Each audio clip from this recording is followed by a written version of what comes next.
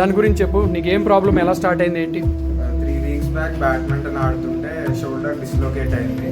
అది నాకు అప్పుడు అర్థం కాలేదు. 4 times అయ్యాక 4th time అర్థమైంది. మరి డిస్లోకేట్ అయ్యాక ఎలా రీలోకేట్ అయింది మళ్ళీ? నేనే కొంచెం వెనక్కి ఇలా అనుకున్నాను, రీలోకేట్ అయింది. ఓకే.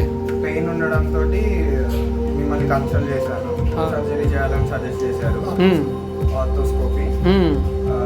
షోల్డర్ జాయింట్ కొంచెం లూజ్ అయింది, బాల్ సాకెట్ నుంచి బయటకు వచ్చింది లైట్గా. 12th day స్టిచెస్ తీసేసాము, స్టిచెస్ బాగా హీల్ అయిపోయాయి.